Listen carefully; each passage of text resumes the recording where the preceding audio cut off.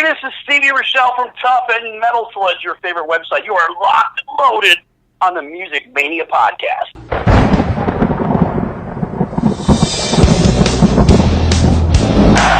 You ready for some screaming heavy metal? We rock! But the evil that men do lives on. We gonna bang your head! You are now listening to the Music Mania podcast, brought to you by CD Warehouse in Gladstone, the #1 hard rock podcast in the Midwest, featuring hard-hitting interviews with rock's living legends. And now, here's your host, Clint Schweitzer. Well, wherever you are in the world, I certainly hope you're enjoying better weather than we're having here in Kansas City, Missouri, where I'm looking outside the studio here to about 6 inches of snow. And it's not just that, but we just had about 4 or 5 inches just the other day, so kind of snowed in, kind of getting some cabin fever. And when that happens, it's sort of a dangerous version of myself, because I just kind of dial in, start working harder, and start yearning for the days of outdoor concerts, of summertime, of cool drinks outside. Like, that's what it's all about for me. And honestly, I was snowed in from attending a show. I was supposed to be in Nashville this past weekend covering the Disturbed 3 Days Grace show at the Bridgestone Arena. Was looking so much forward to that, and I couldn't get out of town. I couldn't get out of Missouri. I was supposed to leave Friday morning, and by the time I was able to get up and get ready to go, I mean, it was already snowing just tremendously here all over Missouri, all over the Midwest, just getting pounded, and a lot of parts of the U.S., even Hawaii, getting snow, and we're all tired of it, man. Those of you that live in warmer climates, you can't relate to any of this. And so, lucky you on that one. But we are so pleased to have you joining us here once again on the Music Mania podcast. Always feel free to hit that subscribe button on iTunes or on Google Play Music, either way you choose to take in the show. Of course, our shows are also available on YouTube, but we love the feedback. We love to get you guys the interaction going, so we appreciate you hitting the subscribe button and letting us know what you think of the show. Give it a review, because guys, on this show, you already know all the songs. On this show, we tell you the stories, and that's what we're going to do. On this show, we're welcoming back to the Music Mania podcast Megadeth bassist Mr. David Ellefson is going to be joining us, coming up directly to talk about his latest project, Altitudes and Attitude, that features Anthrax's Frank Bello, and the release of their debut LP, Get It Out. It came out back in January of 2019, so just about a month ago the album came out. You've seen the singles for Out Here and Late. Those are both available on YouTube. You can check those out. But this is a great melodic, hard-driving album, and one that you might not expect from two thrash metal bassists like David Ellefson and Frank Bello, but they have really put together something special here. Such a fan of this album. We're going to be talking to David about that. David just got back from seeing the Kiss End of the Road tour there in Arizona. Got to ask him about that. I've got the show coming up here in Kansas City just this week. I can't wait. I'm going to finally see Kiss on this End of the Road tour. It's been since, I guess 3 years ago they did the Rock the Nation tour. No, I guess that was the Freedom to Rock tour. That was they did the smaller venues 3 summers ago, and I was able to catch that, and now I'm going to be able to see the End of the Road tour. Something tells me this Kansas City show on February 27th will not be the last time that I see Kiss on this tour. So going to be out there, always doing what we do, out there attending shows, doing reviews. So going to be looking for, check out musicmania.com next week. You'll get my review of that Kiss show here in Kansas City, and we'll talk to David Ellefson about that. Also, Megadeth celebrating their 35th anniversary this year, and they've got some big things coming. They've, of course, got the Megacruise, which leaves October 13th from San Diego. There's so many great bands as a part of this bill. So many acts that have been on this show. In fact, Doro Pesh, for one, Anthrax, Testament. My gosh, you got Overkill, Dragonforth, Sea of C, Devil Driver, Phil Campbell and the Bastard Sons, John Five, good friend of the show, Armored Saint, did an interview with them just a couple years ago, Metal Church, Danko Jones, so much more. The Megacruise is going to be freaking awesome. For all those fans that have already booked their cruise, I want to hear from you, just your thoughts about this, how much fun it's going to be. Cannot wait for this. Wish I could attend. It's not too late. October 13th. You can go book your cabin now. Be a part of this amazing, epic journey. We had Dirk Verbeuren, the drummer for Megadeth, on the show just a couple months ago, talking about it right when it was released, and we're going to be definitely getting into that with David Ellefson, and also going to be talking about a new Megadeth album. We're talking about the follow-up to Dystopia, what that's going to be like. They've talked a lot about this album being maybe even heavier than Dystopia and what kind of follow-up it's going to be. I think this is the best version of Megadeth that you've seen in quite some time. Of course, we did the interview with Dirk Verbeuren back in October, I believe it was, and Kiko Loureiro on lead guitar. Obviously, David Ellefson, Dave Mustaine, they've been at this a long time. 35th anniversary for Megadeth. They've got so much coming up. It's going to be a busy year for the guys in Megadeth. Not only that, but opening for Ozzy Osbourne on his No More Tours 2 tour coming up this summer. Right now, some health scares going on from Ozzy. He's had to cancel a bunch of dates on this No More Tours 2 tour. That's really hard to say, by the way, and I don't know if that was on purpose or not from Ozzy's management, but my goodness, we were supposed to get the show here in Kansas City on June 28th, and the tour, as of right now, is still on for the United States. Ozzy's been dealing with some the flu and just recovering, hopefully, and that's what it's all about is his health and getting him back to recovery. So we're going to be talking to David Ellefson about that tour coming up, what it means. This is, Megadeth has done a really good job, I think, of sprinkling their touring around. And by that I mean they've done a lot of headlining shows. They still do big shows in theaters. When they're out there headlining, they can still pull in the 3,000 plus. But they've also strategically done some bigger shows opening for bands dating back to 2013, like Iron Maiden. They opened up for the Scorpions about a year and a half ago. I saw that show in Chicago, and upcoming here, opening up for Ozzy Osbourne. So some strategic, exposure for Megadeth, getting out there in some really big venues, doing these opening shows, and then doing their own headlining shows. I'm sure there'll be more of those to come. I know Altitudes and Attitude are getting ready to head back on the road. They were just, I believe, overseas in Europe. They're about to go overseas in Europe. February 22nd, they'll be in Paris. They're going out with Slash, Miles Kennedy, and the Conspirators. So they've got a run of dates coming up starting February 22nd in Paris and ending March 3rd in Hamburg. So a lot of big things. I mean, they're going out there and playing shows with this Altitudes and Attitude thing, and it is a really, really good album. Cannot recommend it enough. So make sure that you check everything out, everything that he's doing out on davidellefson.net. That'll get you all the info on Megadeth, Altitudes and Attitude, everything he's got going on. Of course, his label group, EMP Label, they've got a lot of great bands, veterans, up-and-comers. They're really doing a great service to give these bands an avenue to continue recording new music. That's what it's all about. So on the other side, we're going to be doing our interview with David Ellefson. But before we do that, got to tell you about our sponsor, CD Warehouse in Gladstone, Missouri. Guys, for over 22 years, a staple of the Northland. They buy, sell, and trade CDs, DVDs, vinyl, and more. Do not let the vibe of the old school record store go by the wayside. Visit them today off Antioch Road in Gladstone, Missouri. Guys, mention the Music Mania podcast and there will be a discount, or it's on us. CD Warehouse in Gladstone, Missouri, for over 22 years, a staple of the Northland. Dave, man, how's it going, my friend? How's everything been going, man? I'm sitting here looking at snow blazing all over the Midwest here in Kansas City, and I'm just hoping you're in a better place than me right now, my friend. I am. I'm actually out in Scottsdale, Arizona, my home, and not a flurry in sight. Wow, I'm going to try not to hold that against you. You just got back. You just saw the Kiss End of the Road tour, man. You were just there the other night. How was it? How was that? Yeah, it was great. It was great, man. I mean, it's funny. We just played with Megadeth. We just played with Kiss last summer. Over in Europe, we did 3 shows toward the end of our 6-week summer tour that we did over there. So, we played with them, a fair amount over the years, and it's always great. I mean, it's one of those bands where it's a good bill because our fans love Kiss and vice versa. And guys probably, about my age, our age, maybe, they were our Beatles, man.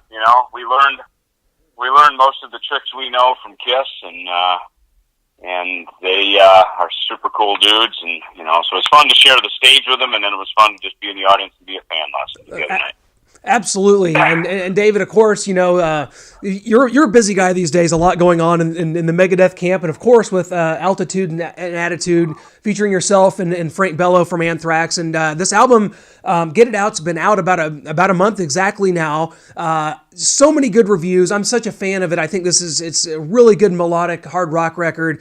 What's been the reception like? I mean, it's been a month. What have you been kind of hearing? I mean, I think this is a really good album for you guys, a debut LP for you guys. Yeah, no, thank you. No, you just what you said. I mean, that seems to be the popular response and popular opinion of it is, first of all, people just really like it. And then I think the second thing is like, wow, I never expected something like this from you two, two thrash metal guys, and especially from two bass players, So I think it's cool when you can buck the trend and do something that's different, but most importantly, it's heartfelt, it's genuine, and I think that comes across in the record. Oh, it certainly does, and I think it was Frank that said something along the lines of, "Hey, I like to write hooks. I like catchy choruses. I like great songs." And I think that's exactly what this encompasses. I think the only missed boat here is that you guys didn't do a cover of Big Bottom by Spinal Tap. Maybe on the next one. Nah, that's not our thing. I mean, that's just it. It's really, as much as we're two bass players in our main bands, on this record we both played guitar. Frank obviously does all the vocals, the lead singing. Live, of course, I do the typical background singing like people know me to do. Live, I play all the bass. Frank plays rhythm guitar. We always pick up another guitar player and drummer, as we go. Yeah, I mean, this isn't a shtick. It's not a, if anything, we play an ode to some of our heroes, like we'll throw a Cheap Trick or a Kiss song in, and the fact that we got Ace Frehley to play on the single Late was just, there was a real feather in our cap, just as fans more than anything. We just loved Ace, and, again, our fans, we all grew up Kiss fans, Cheap Trick fans, we grew up with that, so you can certainly hear some of that in Altitude and Attitude as well. Last night I was actually just playing along to the tracks again, kind of brushing up because we're heading to Europe on Monday. And it just in it I just go, man, there's a Cheap Trick moment. Like, wow, that sounds like so Kiss, And me and Frank are very unapologetic about our influences on this one, and I think it's a cool thing. Absolutely great sounding album, and not only did you have Ace Frehley, but you had Gus G guest on this, Nita Strauss, who's awesome. She's been on the show before on our show, and Christian Martucci and Satchel from Steel Panther, which is amazing. Just talk about some of these guys and how you were able to pull in some of these and kind of how they were able to work in here, because there's some great guest appearances here. Yeah, no, I totally agree, man. And first of all, everybody's perfect for the song. They're really the right player for the song. We did not start this as a celebrity all-star event, I mean, Frank and I are already famous enough, you know what I mean? So this was then, and we didn't do it to do it as a famous thing, they were just two guys, we're just brothers and friends, and brothers from other mothers, and we just, we had an affinity to, being bass players, and we found out right behind that we're both good guitar players, we're both good songwriters, we have another side to our, sort of musical dexterity that doesn't come out in our main bands, because those are pretty hard-hitting thrash bands, but as we did it, when we tapped our friends are also fairly famous. They've got good careers, and our producer, Jay Rustin, who's produced a couple of Anthrax records with Frank, and also a bass player. Usually I would be the one that would kind of go, we need somebody to play something here, but really I started picking up the 8-string bass in the studio. I'd plug it in, we'd get a nice tone, and I was able to play, and both me and Frank, for sure, especially on Here Again, there's a whole bunch of kind of lead bass fills that Frank and I did, but I just kind of started to go to the 8-string bass as the instrument that would sort of fill out the sound, in the tracks, and then we get to moments where you go, this needs a real lead guitar solo here, and Frank and I don't claim to be lead guitar players. That's a whole other skill set to be a lead guitar player. And Jay usually would recommend people. He'd say, hey, how about Satchel? How about Nita? Let's get Gus G, So, Jay's very connected. He's hooked in with cool people and the people that really got behind what me and Frank were doing here. And So that's how we got like a nice little roster of guests on this one. Well, you talked about heading to Europe. You'll be in Paris on February 22nd, and you're going out with, I believe you guys are going out with Slash and the Conspirators on this deal. We are. We are. Yeah. Slash is great. I mean, Slash, had his time, obviously away from GNR, and even when he was in GNR back in the days. I mean, I remember on Euthanasia album, we were Megadeth, we were in Japan, and Slash was over there with his Snake Pit band, and so Slash has always been a guy to, step out and be expressive with his music and other things besides his main band. And so I went down to see him. I actually took some coffee down to him to say hello. He was playing in town. He was at one venue, literally 1 block away. Alice in Chains were playing in another venue, so I took coffee down to all of them. That's my rock and roll love language is coffee, So and as I'd mentioned to Slash, I said, hey, me and Frank have this record coming out. I see you're in Europe, and we had a discussion, and Slash was kind enough as a friend to put us on some shows, and so we're very thankful. Slash has been a good friend. He's one of the good neighbors in our community.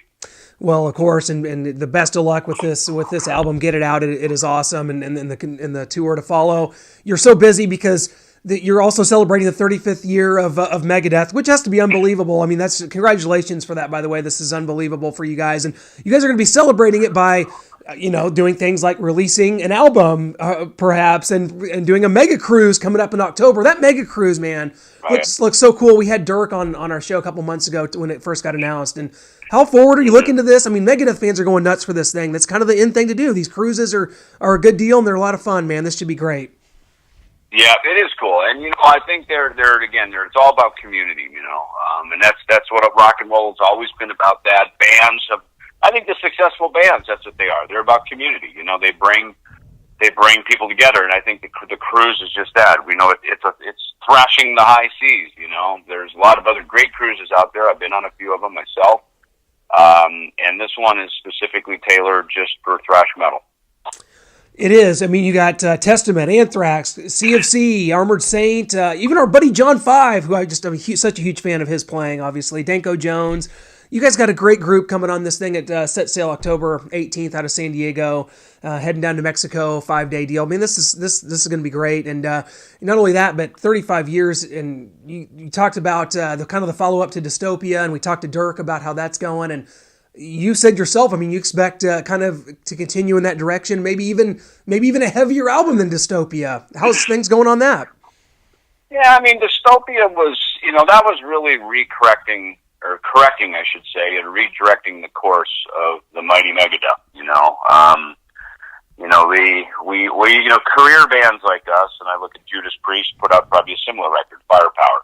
One of their best records they put out in a long time, and that's just me as a fan speaking about that. And when bands, we like to always call it return to form. And I don't know that that's what it is because you never go back. I mean, we'll never make another Peace Sells, another Rest in Peace. You can't go back in time because we were a certain age. There were certain events in the world we were writing about. There were certain events internally we were writing about.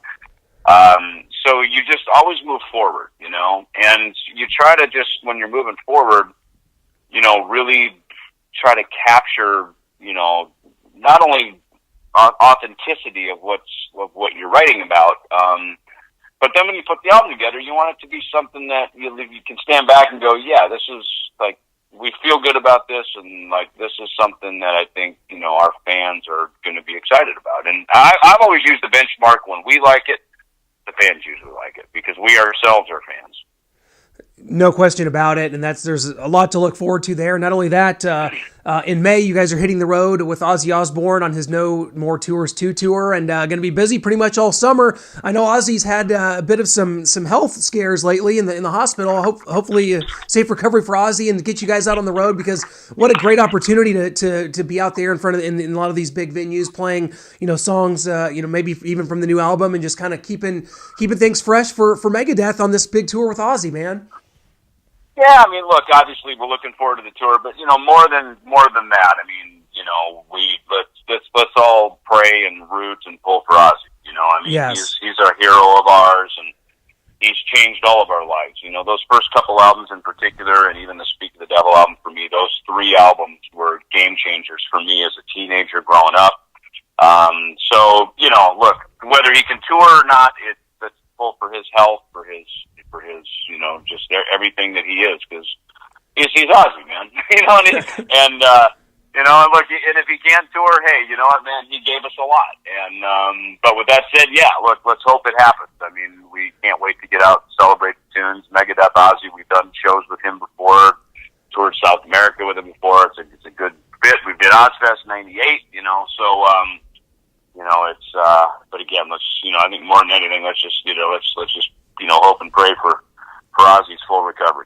Well, no doubt about it. And, you know, you guys, as a headlining act in and of itself, I mean, you guys are, you know, one of the biggest metal bands worldwide. But in the last 6 years, you guys have done some really clever, I think some clever tours, opening up for Iron Maiden back in 2013. You did a trek with the Scorpions last fall. And now this thing with Ozzy. I mean, that's kind of, when you look at that, do you kind of prefer the headlining runs, or do you know, when you know, obviously there's, you know, a lot of exposure and things that go along with opening for some of these bands, but what do you prefer when it comes to these tours? You guys seem to kind of run the gambit when it comes to these. Yeah, I mean, again, to me, it's about community, man. You know, it's you know, the Scorpions are a band that we grew up on. Me and Dave and Kiko were big Scorpions fans, and the Schenker brothers, and so to have that opportunity. Again, we've played with them before overseas quite a bit. We've done a lot of festival dates and stuff, so to be able to do a tour in America, playing these huge places, and you can see it. I mean, it's, you know, we've got a lot of young fans that are coming into the Megadeth fold, like literally teenagers, you know, are coming in, and they're, you know, maybe they're discovering us on Dystopia, for instance, but they're going back immediately and picking up Peace Cells. They're going back and listening to So Far So Good So What and Countdown. You know, they're going way back. And, you know, I always said our best path forward is our past, because we've got this huge legacy, this catalog of these songs, and there's such a storied career behind it. You know, we're a real rock and roll band. We've had real rock and roll issues, fun, successes, setbacks, and everything that goes with it, you know. And you know, I think when you come out to see bands, kind of like when we go see Ozzy, we go see Kiss for his fans, Judas Priest. You know, even for me, I'm there to sort of absorb their lives, you know, as the career of everything that they do, you know, and I think I'm seeing it very much the same thing with Megadeth. You know, I see young fans squashed up against the barricade in the front, you know, with their new Megadeth t-shirt on, and they're probably seeing it for the first time. So, wow, this is what my mom and dad or my brother or my family's always told me about. Wow, this is it. I'm watching it right here, you know. And like with Scorpions, there was also an older demographic there who probably grew up on the Scorpions in the 80s when they were on MTV, you know. So, you know, they're all cool. I think they're, you know, whether you're, and then sometimes, like, we did a thing, I don't know, God, I guess it was 3-4 years ago, we did a thing where we stopped in to do a fan club event, literally at a pub in England, in London. And, I mean, it was a Cyber Army Megadeth fan club thing, and, I mean, there was, you know, 300 sweaty headbangers just squashed on top of us, you know. And those are fun, because those are our fans. They live and breathe and hang on everything we do and every word we say, and they're there to just, you know, touch us for a minute, you know. And, you know, so to me, you know, it's all about just the continued legacy and family of heavy metal. Well, I got to say, and you talk a little bit about this, because the current incarnation of Megadeth, to me, I was at the Chicago show with the Scorpions last September, and just seeing, you know, we had, of course, Dirk Verbeuren on the show a few months ago, and with Kiko on guitars. I mean, to me, and I said this to Dirk, I just think this is the way that it's sounding, the way that you guys are right now is, you know, the best version of the band maybe that there's ever been. I know that's a strong and lofty statement, but, you know, what is your thoughts? I mean, the additions of Kiko and Dirk seems to me have injected just a whole new level to this thing, and really flying high right now, man. It's got to be a good feeling with these guys.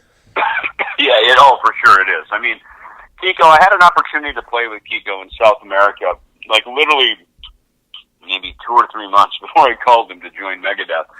And it was an all-star thing. It was me, Vinny Appice, Jeff Tate, Kiko, and we were on stage just playing. I think we were playing, a habit like Neon Nights, and I think we played Jet City Woman or something, you know, cover songs. And it was just, you know, as soon as Kiko hit the stage, man, he was like a like an animal. I mean, just couldn't keep track of him. It's like, where is he now? And just a maniac of a performer, super smooth guitar player. And, I just said, man, I got to get this guy's number, just, cause we'd met before, but it's like, this is a guy I would want to be friends with. He's a cool guy. And then lo and behold, literally 2 months later, I'm calling him saying, hey, you want to join Megadeth? And, so it's, that's kind of the story of how musicians are, famous or not, local musicians that are listening to this, that's how this deal works, and, as we had Chris Adler in the, touring with us a bit, when Dystopia first came out, we knew he was going to get busy again with Lamb of God. And, he always said, he goes, man, if I ever needed a replacement, I'd call Dirk Berger. He's just the best of the best. And so, we tapped Dirk and said, hey, would you be up for the task, and he made a lot of sacrifices to, cut loose from soil work and come over to be part of Megadeth. And, the thing I like about Dirk is that he really understands the Gar Samuelson early days of Megadeth. Gar was a very peculiar drummer because he was into everything from jazz to fusion to Keith Moon of The Who, what I mean? And it was he really gave Megadeth such a unique sound with his playing. He and Chris Paulin both, but that, they especially Gar as it relates to Dirk, so Dirk is able to tap into that. And I know Nick Menza, of course, is, very much the celebrated drummer, and of course we all love, that era when Nick was in the band, but, there's kind of these early, season of Megadeth with Gar that I just love that Dirk, he's fascinated with it. He really studies it, and that kind of is helping, I think, bring Megadeth, the sound of Megadeth. It's bringing in that sort of that period of the band that it's very hard for drummers to really understand and replicate that, and Dirk's really got a read on that. No question about it. And I tell you what, David, before we let you go, man, I got to ask you about your record label, EMP, because I'm so fascinated by this, man. You guys founded in 2015, and what I love about it is it seems to be just providing such a great avenue for both veteran and upcoming bands alike. I mean, you've got bands on there that are just that we're huge fans of, from Kick Tracy and Autographed and Madam X, and up and coming bands. I mean, like Dollskin. Talk about this, how rewarding this has been for you, and how wonderful this experience has been having this EMP Label Group. It's cool. It's exactly what you said. And I go, look, props to my partner, Tom Hazert. I mean, he really drives that. He's the A&R guy. He's essentially the talent scout. I realized as I was kind of out, bands would come to me and go, hey, dude, I heard you got a label. Check out my band. I really understood, the ability to really find the right talent, and to champion the right artists. I've produced a lot of things over the years, and done a lot of this kind of very ground level stuff. Dalskin certainly being a lot of it, but that was a band that I just saw something there. I saw next generation stuff with them, and that's why I championed them and essentially built the label, the framework of the label, to get their records out. And Tom came in and he he was really had a real read on like you said, Doyle, Mark Slaughter, Madam X, Autograph, these legacy artists who are kind of what I said earlier, their best path forward is their past, and they're still making great records, still compelling new music, yet they have a history, that fans want to come out and see. And, there's kind of this illusion with record labels that, because when they sign new talent, first of all, record labels only sign young new talent because there's enough of a timeline with young artists that they can develop them. If it works, you keep going. If it doesn't, they sort of cut bait and move on, And my goal was always to be here to help artists. My thing was, I never had any aspiration to be some record mogul and, to do all that. That just kind of has developed, but my thing is always to be here to continue to support the music community. And it's been interesting to work with a lot of my friends. Again, guys like Mark Slaughter and Doyle and these guys who we've grown up together. And Madam X. Funny, I went to Madam X. Here's my story. Gar Samuelson, early, this was probably 1984. Lars Samuelson first got Megadeth, he was a general manager at BC Rich Guitars. And one night he says, hey, you want to go down to Cherokee Studios in Hollywood? I got to take a guitar down to Rick Derringer, and he's producing a band. And so I went with him, and I grew up a Derringer fan as a kid, and so I was excited, like, wow, I'm going to meet one of my heroes, Rick. And so we go in the studio, and there's Rick, and he's working with this new band called Madam X. And the bass player in the band was this tall, lanky dude standing over in the corner, and he wasn't really saying anything, so I just went over and kind of struck up a conversation with him. It turns out that bass player was Sebastian Bach. Yeah, that's right. Right? And so me and Sebastian always have a laugh about that, you know. And what's even funny about that is now I produced, or I did some writing, and I'm now going to be working with a band that Sebastian's son Paris is in, because Paris is a great drummer, an educated musician, and he's a drummer in a band called Fall of Silence. And I was in Nashville last summer working on some tracks with them, and we're continuing to work on a record for them. And again, that's a perfect example where I just saw, like, here's a great band, cool guys, and you know, this is an opportunity where maybe we can do something with EMP to help, you know, a band that I think is worthy of having an opportunity and using our outlet channels to be able to put a record out for them. Yeah, absolutely. Roxy Petrucci, also drummer in Vixen, a great friend of ours, and always a fan of everything that they're doing, always a fan of what you're doing at the EMP Label Group. And I tell you what, David, it's just such a pleasure. Congratulations on 35 years in Megadeth. Congratulations on everything to do with Altitude and Attitudes. It's a wonderful album. Stay tuned. I mean, DavidEllefson.net gets you all the news on everything. So you can just go there and get all the news on Megadeth and everything going on, man. So we hope we get you here in Kansas City in the Aussie tour in June. We hope that we get you here, man. And best of luck and everything. And we'll definitely be in touch and see you out there somewhere on the road, my friend. Yep. Thanks so much. I appreciate the talk today, man. You bet, David. Take care, man. Big thanks to David Ellefson for joining us once again to talk about Altitudes and Attitude. Such a big fan of that record. It's their debut LP. They started this, I believe, back in about 2014. They released some songs back then, but this is their first album of long play of an actual album. So appreciate everything they're doing. It's really good melodic stuff. It's not thrashy. It's really not heavy in the vein of you're thinking of Megadeth or Anthrax, but it is a very good melodic hard rock album, and I'm a sucker for that kind of music. So it was just great to catch up with him about the Kiss concert he went to, the upcoming tour with Ozzy, and you heard him say it. You heard David say, let's hope it happens. And I think that that's kind of the tone here, is that we are all hoping Ozzy returns to health and continue this tour in the United States coming up this summer, because I know he's had to cancel quite a bit. So much coming up for us. We've got the Kiss concert next week in Kansas City. So much going to be, I mean, it's only February and we are off and running. So many great interviews. It's just going to be an epic year for us here on the podcast. We can't thank you guys enough for listening, for interacting. Please, if you're going to a show, want to review it, want to send in some pictures to our website, just email us, musicmaniapodcast@gmail.com. Again, our website, musicmaniapodcast.com. That's where everything's archived. Over 120 shows now.